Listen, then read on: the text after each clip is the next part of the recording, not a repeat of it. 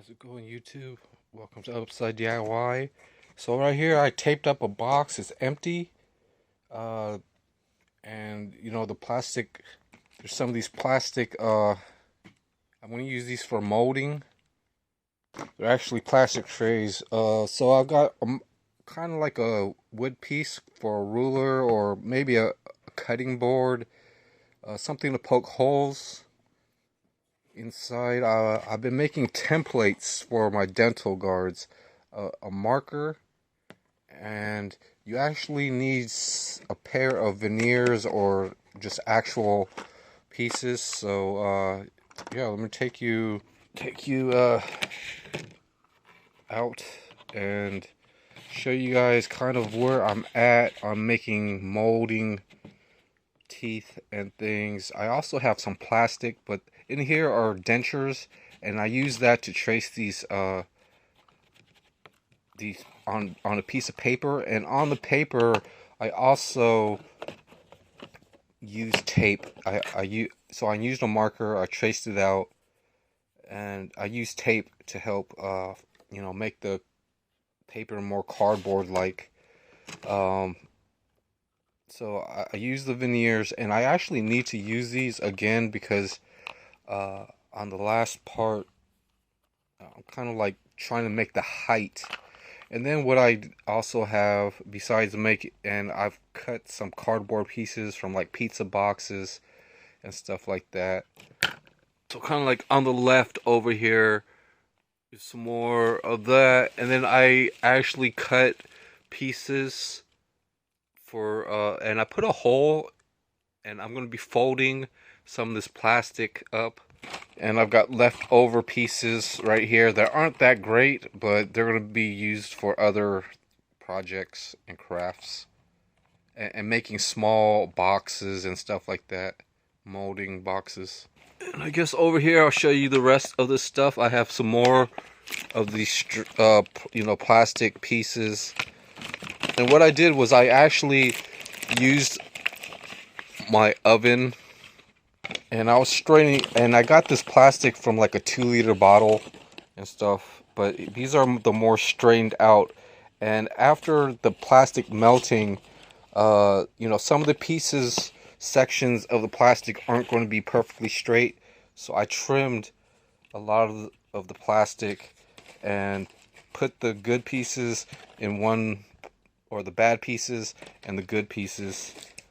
So I guess I got a nice light on the top here, and I could show you some of the processes. I've got like a pan, but it's kind of dirty, but use a pan, fill it up with water, have some type of layer of protection for your countertop, and you need like a straight edge type of plate to hold. And while you're melting the plastic, you can strain it out and stuff like that. It's usually at pretty much heat up the pan, but then also lower it down to like the medium range. It doesn't have to be too hot. And then with this piece right here, I've tried to use other methods.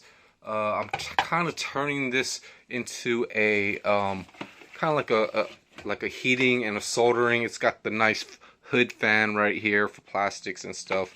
I used a towel before, but this time I tried cardboard, and that iron right there has a steam has a steam setting where it does drip out steam. But I folded another piece of cardboard. It's a pizza box basically, and then I was able to kind of try to iron it. But the thing with the iron is sometimes the heat just gathers in a certain area, and it just doesn't make it straight enough. So I don't really recommend doing anything heating plastic too much with the iron. You can use it to like straighten out the edges, but it's still going to have a little curl to it and stuff. You can flatten out or straighten out edges to be more even and straight and stuff. Is the only thing an iron could really be good for. But making straight flat pieces is really not that good, but it's pretty interesting mold and things. I can make a gravel filter and things like that out of this stuff. But I just wanted to show you guys pretty much you know, the first part. And as I mentioned, you'll get flatter pieces, but you got to trim off the excess problems and then keep the clear plastic ones. So I guess I'm back at my work, back at the work spot, and I actually took notes. So making the templates and the plastic is pretty much this right here, and melting the plastic. Then you want, and that's like the first step, and there's like 10 steps, and then, or there's 5 steps, but there's like 2 parts per each step. Then outline and assemble the plastic pieces. So I actually have things sorted out, but there's a left and a right and a middle. And the thing is, I keep the main template kind of like, you know, I got to put a couple of other things inside this envelope, but there's pretty much a left, and I made a tab, a straight tab to help me just keep it in place in front of the teeth, and then I could put this inside.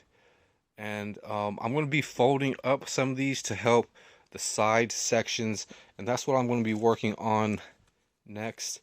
But as you can see, you know, one side is this another way, and if you have to do the top or bottom, you just flip it to whichever side. But usually it's pretty much a left, a right, and a center. So that's the left and the right. I know you guys can't really see it that good, but left and right. And then I made a couple of notches just from my trace outline and stuff like that. That helps me. That's where, you know, the front of the teeth are going to curve. So I'm going to keep some sections flat, and then I'm going to be able to fold up. And this is for the front. For any, and in the middle right here, it's going to be and I'm going to make like a sidewall to help you know, size up and align this to the teeth and things. So that's what I'm going to be doing next. But using the other so using some good you know, plastic pieces and stuff, I'm going to be having the right height, which I'm going to measure right now. But I'm going to actually build like and glue this stuff with crazy glue and stuff. I do have the glue, but I want to try to get some more 5-minute setting, kind of like a thicker glue instead of crazy glue. But it's going to be it's going to try to outline or make a sidewall, because I'm going to be using bubble gum and plastic wrap. So I want to sort out these colors, and then I'm going to wrap this in and try to soften this up. Use hydrogen peroxide, and, you know, just clean this stuff up. And then I'm going to put it in a small plastic bag, and basically put you know, enough for 1 tooth, then 2 teeth, and this thing is going to be folded up and stuff, so it's going to line up perfectly with any missing teeth. And I cut the hole so that when I make the missing tooth, I could also close the mouth and make a mold of the bottom teeth and pretty much cast it. So molding and impression, casting, drilling, pretty much I got to use bushings around the screw and things like that, and gluing. But right now I'm basically finishing up step 2, and then I'm going to make another video on step 3. And pretty much if I could get to step 10 and stuff, I would have made pretty much you know, a lot of progress and stuff. And yeah, so yeah, I just put these right here, these 3 into this red envelope, because these are pretty much the main sizes, because it's a little extra large, so that I could, you know, retrace and do a lot more of these with the supplies that I have. So I pretty much put the main pieces away. It's going to probably go inside of this box. And then I could probably put these main 2 templates and keep these together. It's under the envelope. So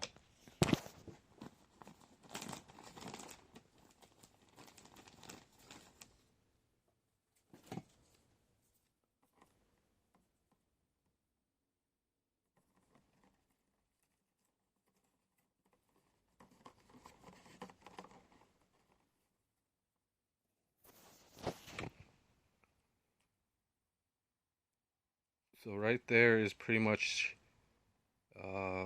just holding the piece, and now I could trace around the tooth. So sorry about that brief, camera glitch. It didn't pause, but so I made an outline of this tooth, and I could clean this up with rubbing alcohol and stuff like that. But these are pretty much, the main, uh, you know, molds that I actually got this idea from or whatnot. Um, I like the process. The materials aren't that hard to get or anything for now. And then I'm going to use pretty much uh, some scissors and cut this out. And then I could, get into or go back and get some of the good plastic. And kind of depending where the tooth is, I should mark where the front and the side of the teeth are. So that's pretty much the estimated dimensions of where the teeth are and stuff like that. The thing is, for the casting and the drilling, and then the gluing and stuff, there are some other supplies like and other templates that I'm going to make. I might even make a complete mold and things like that using this.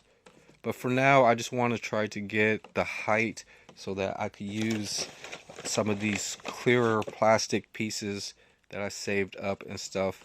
And cutting them to certain dimensions and things are going to help out at first so that I could get the initial size and things. But eventually, I'm going to,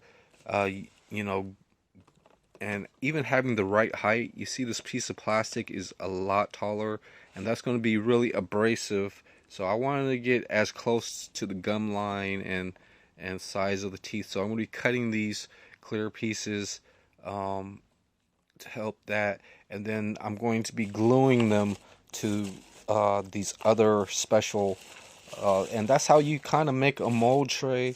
Let me show you an example of the rear. This is the rear bottom left, or the back left, and that's the wisdom teeth, the back tooth and things. And just having the right height is going to really help me.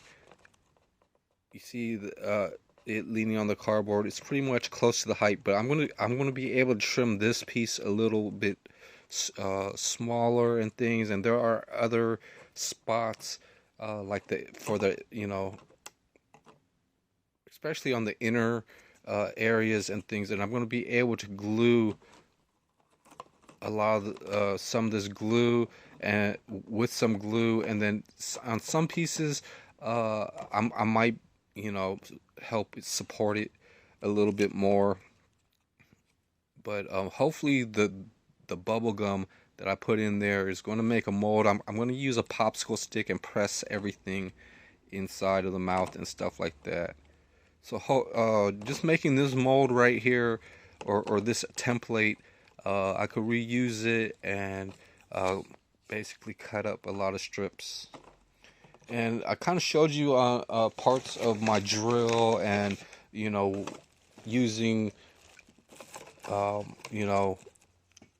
liquid nail and stuff. And there's a lot of ways to help me cast. And I do have the drills. You just the right angle drill is the ideal one that you want to make, and other other things on step 4. But right now I'm just finishing step 2, and I haven't done step 3 yet. That's going to be with the bubble gum.